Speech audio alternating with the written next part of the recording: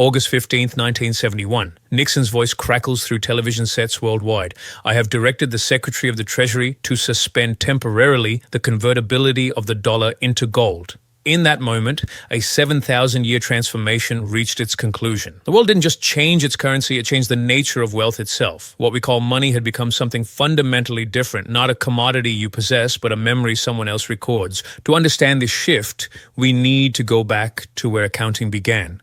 Not to coins or precious metals, but to clay tablets in ancient Mesopotamia. Section 1. The original ledger. The story starts in Mesopotamia, between the Tigris and Euphrates rivers, around 5000 BCE. Here, long before the first coins were minted, temple bureaucrats developed something revolutionary, a system for recording debts and obligations using clay tokens and tablets.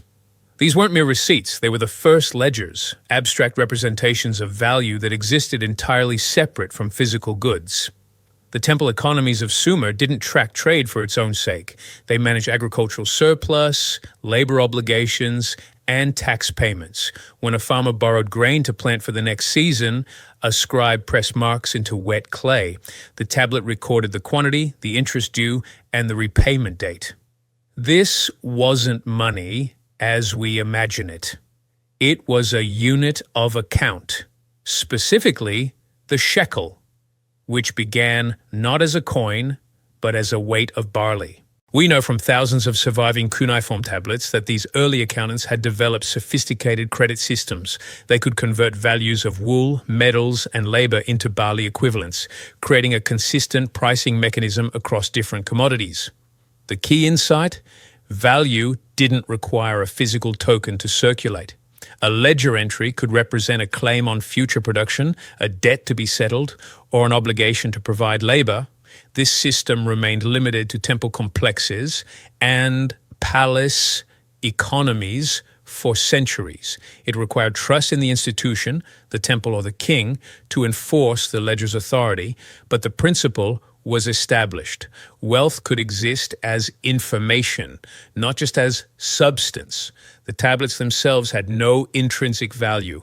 Their worth came from the social agreement that the debts they recorded were real and enforceable. The shekel as a unit of account demonstrates this abstraction perfectly. When a merchant recorded that he owed someone 10 shekels of silver, he wasn't necessarily referring to actual silver pieces. He was using a standard of measurement, like using meters to describe distance. The silver weight provided a common denominator for valuing diverse goods and services, but the transaction itself was recorded as a ledger entry, not an exchange of metal. Archaeologists have found these tablets in the ruins of temples throughout Mesopotamia. They show regular entries for wages, rents, loans, and tax payments. The system enabled complex economic coordination without a single physical coin changing hands. A farmer could pay his taxes in labor, have that labor recorded as a credit, and use that credit to obtain goods from temple stores, all through adjustments to the accounting records.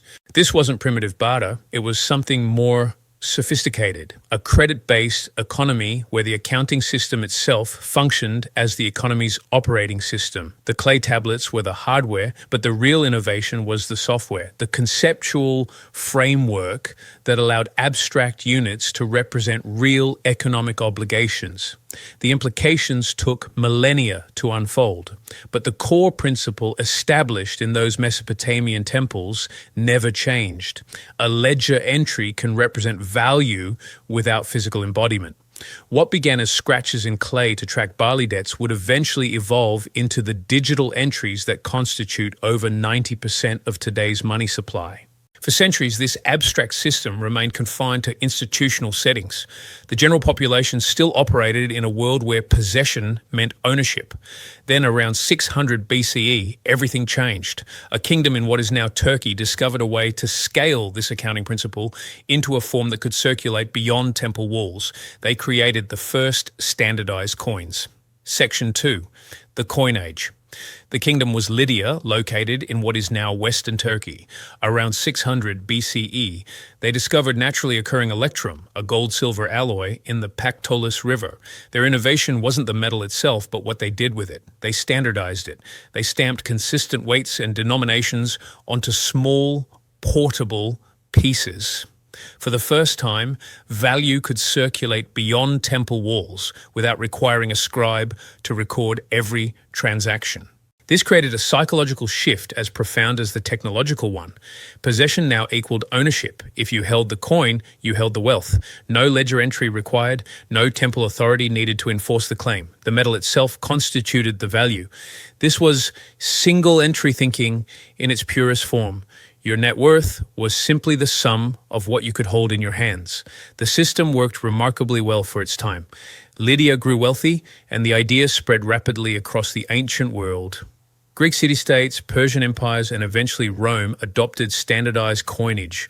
For the first time, everyday people could participate in market economies without understanding complex accounting systems.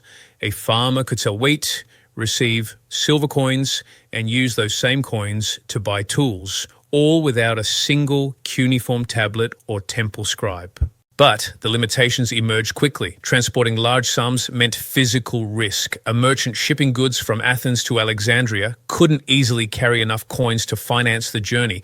The weight alone made it impractical. Divisibility problems plagued daily commerce. How do you make change for a gold coin worth a month's wages when buying a loaf of bread? Merchants resorted to cutting coins into pieces, testing purity, and haggling over weights, a slow, friction-filled process. Storage created another layer of cost and vulnerability. A successful merchant needed vaults, guards, insurance. The coins themselves might be valuable, but holding them created overhead. Long-distance trade required trusted intermediaries, letters of credit, and elaborate security measures. The system functioned, but it scaled poorly. Every transaction required physical movement of metal. Every deal needed verification of weight and purity. The accounting was simple: count your coins. But the logistics were crushing. The irony is that while coins seemed to liberate commerce from institutional control, they actually created new dependencies. You didn't need a temple scribe, but you did need assayers, money changers, and armed guards. You didn't need to trust a ledger, but you needed to trust that the coin's metal content matched its stamped value. A trust that counterfeiters and debasers exploited constantly.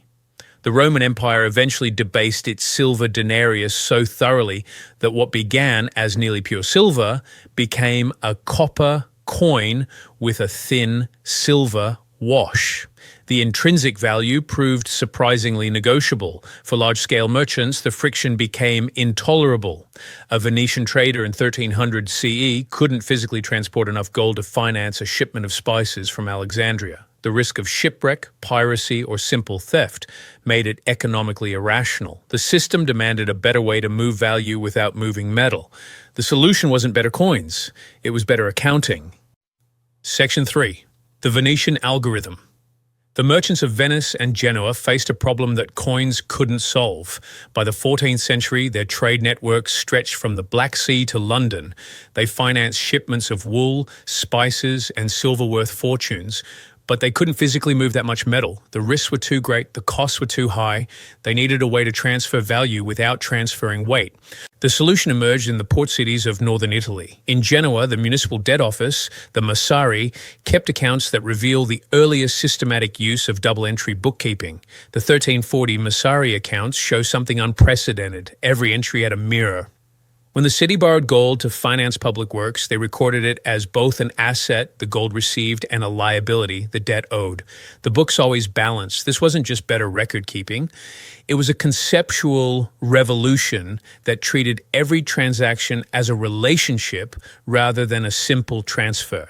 Luca Pacioli, a Franciscan friar and mathematician, codified this system in 1494. His Summa de Arithmetica didn't invent double-entry bookkeeping, but it gave it rules, structure, and a language that could be taught and replicated across Europe. Pacioli's system required that every transaction be recorded twice, once as a debit, once as a credit. The two entries had to be equal. The books had to balance. This simple constraint created a mathematical certainty that transformed how merchants understood their businesses and their wealth.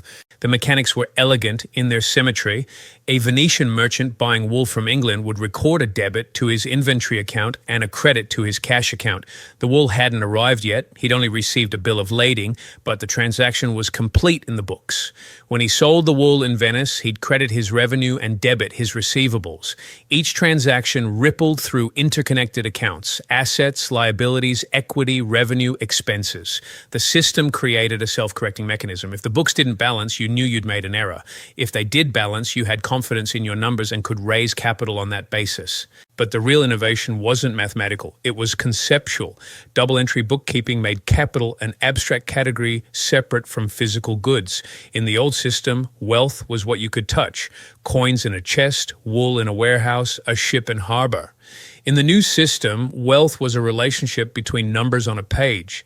Capital became trackable, divisible, and scalable in ways that physical goods never could be. You could measure it, grow it, and deploy it with precision across multiple ventures simultaneously. This abstraction allowed merchants to separate ownership from possession in ways that were previously impossible. A Genoese financier could own a share of a spice shipment that was still at sea. He could sell that ownership to another investor without the ship ever changing course. He could borrow against future profits that existed only as projections in his ledger. The physical goods mattered less than the accuracy of the accounting. A shipwreck was a disaster, but if the insurance contracts were properly recorded, the capital could survive and be redeployed in new ventures. The ledger's accuracy became more critical than the physical security of the commodities. Merchants hired bookkeepers not just to record transactions, but to manage a system of abstract relationships that spanned continents. The bookkeeper's pen had more power than the guard's sword. A well-kept ledger could raise capital in a dozen cities simultaneously. A poorly kept one could bankrupt a merchant with full warehouses and a fleet of ships. The system enabled agency at a distance. Merchants could control assets they'd never seen, managed by agents they'd never met, all through the integrity of their accounting. This accounting revolution prepared the ground for a more radical abstraction. If value could exist as balanced entries in a book, perhaps it could exist as entries in a system that required no metal at all. The Venetians were still thinking in terms of gold ducats and silver grossi, but their accounting methods had already detached wealth from weight.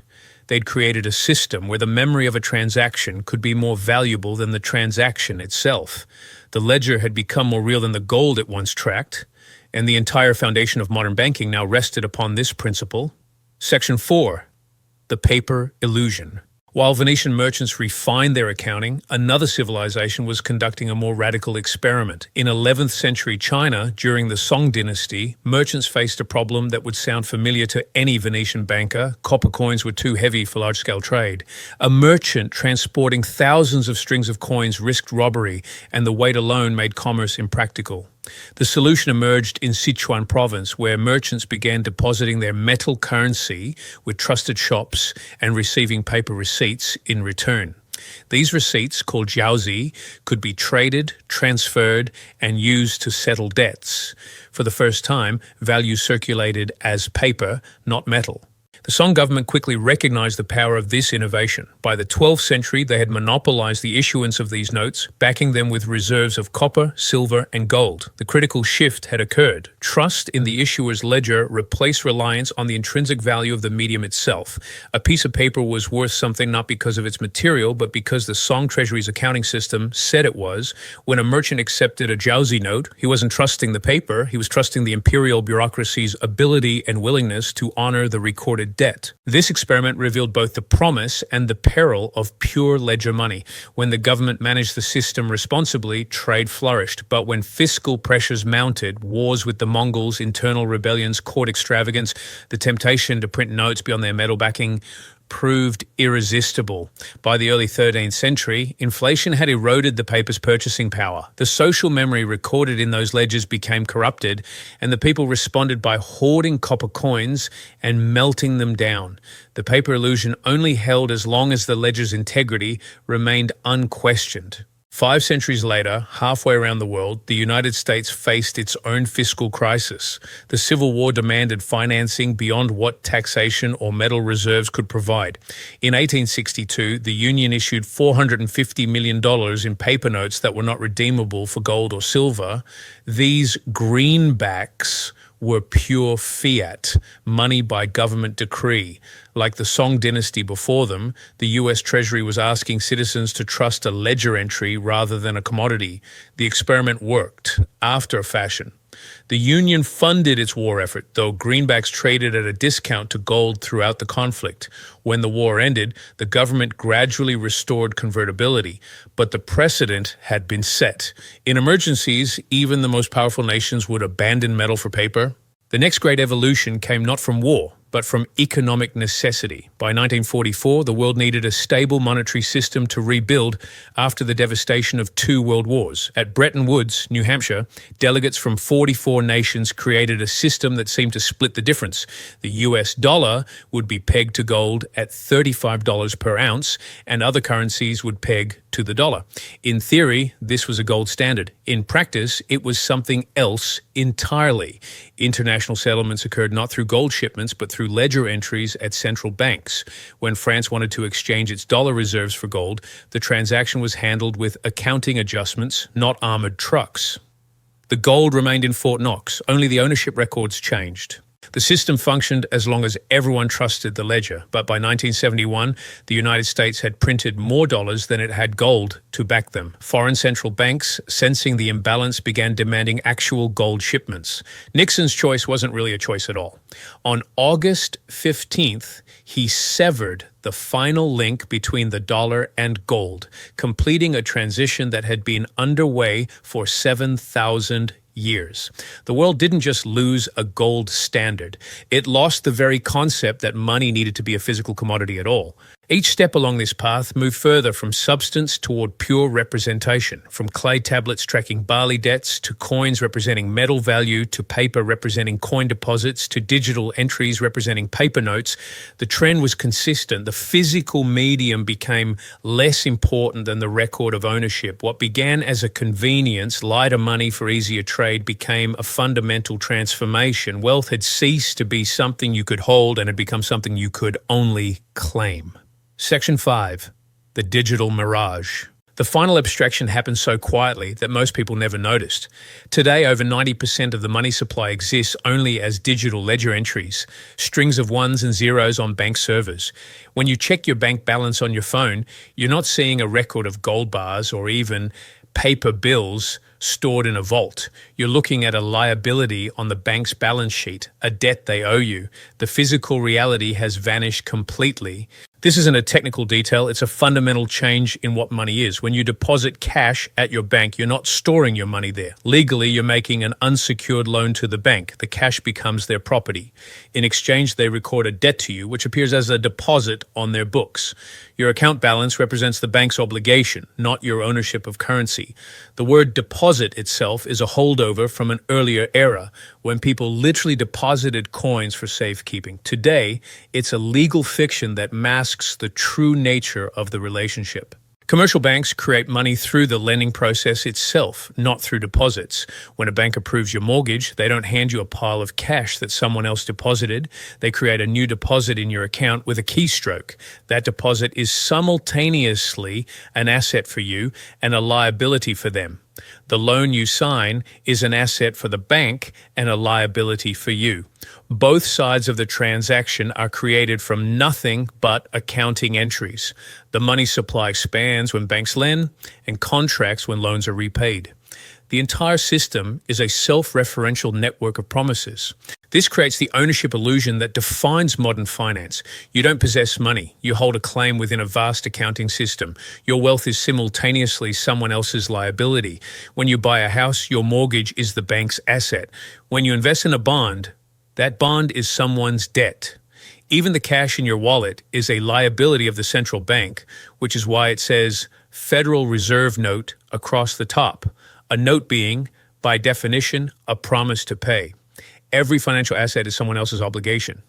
This structural reality explains the fragility and interdependence of the modern financial system. When Lehman Brothers collapsed in 2008, it wasn't because their vaults were empty. It was because the complex web of ledger entries, derivatives, repos, mortgage-backed securities became untrustworthy. The social memory had been corrupted. The accounting system itself functions as the economy's operating system, and when it crashes, the entire economy freezes. Conclusion. Money has become a social memory recorded in ledgers, not a commodity you control. The transition from clay tablets to digital entries spans 7 millennia, but the principle never changed. Value exists because we agree it exists, and that agreement is memorialized in accounting systems. Recognizing this shift is the first step toward true financial independence. Subscribe for more deep dives into economic history and institutional design. Watch our analysis of central bank balance sheet mechanics next.